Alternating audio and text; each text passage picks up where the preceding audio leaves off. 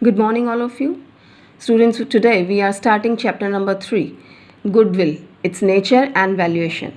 If we talk about the goodwill and its nature, so goodwill is an intangible assets. Intangible assets means which is not visible to you, which we can't see and touch.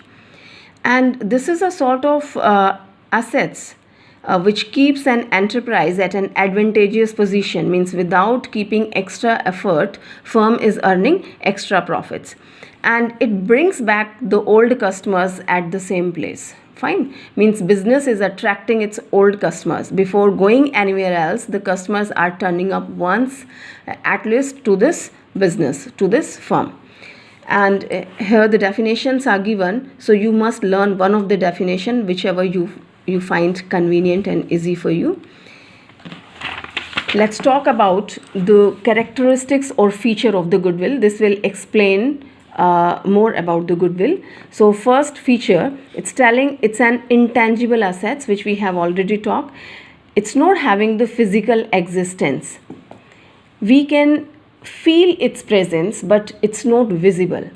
And students, I tell you, it's not fictitious assets. Fictitious assets is totally different from the intangible assets.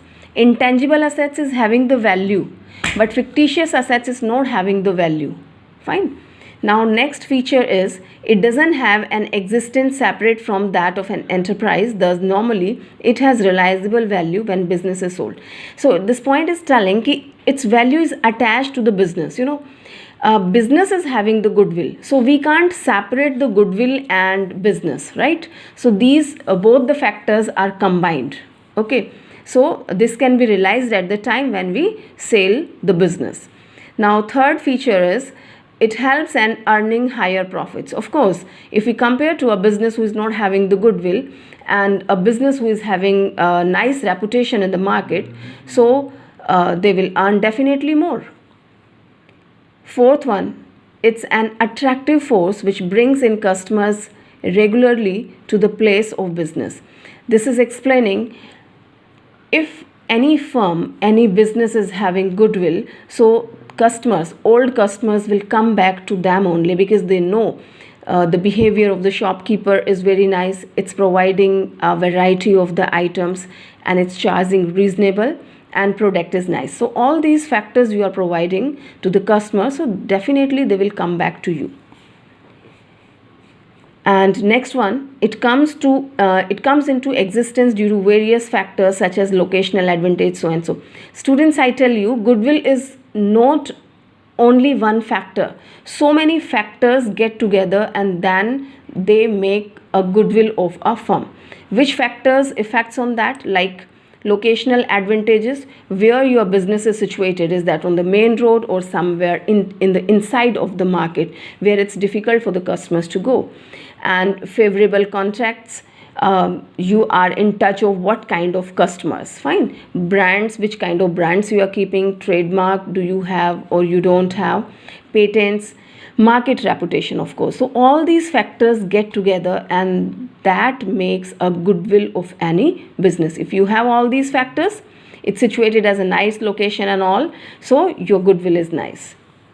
Well, next one, value of goodwill is subjective as it depends on the assessment of the valuer. Well, students, very soon will study the types of valuation of the goodwill. In this chapter we'll study the other different methods of valuation of the goodwill.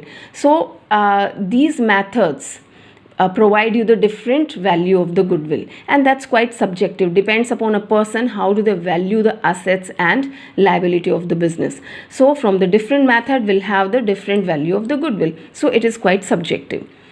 Next one is, in the context of partnership, it's a value of share of profit sacrificed by the sacrificing partner. Well, especially if we talk about the partnership, very soon we'll study if a partner is going to take admission in a firm, so that person has to pay goodwill, right? Because remaining partners, they are sacrificing their share in favor of the newly admitted partner. Fine. So this is the value which he has to pay, means a sort of compensation. Admitting partner has to pay the compensation and its name is goodwill.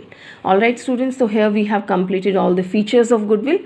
Well, before winding up, let me explain tangible and intangible assets. Although we have discussed this many times in the classroom, tangible assets are the assets which are having physical existence. We can see, we can touch these assets like land and building, plant and machinery, so and so.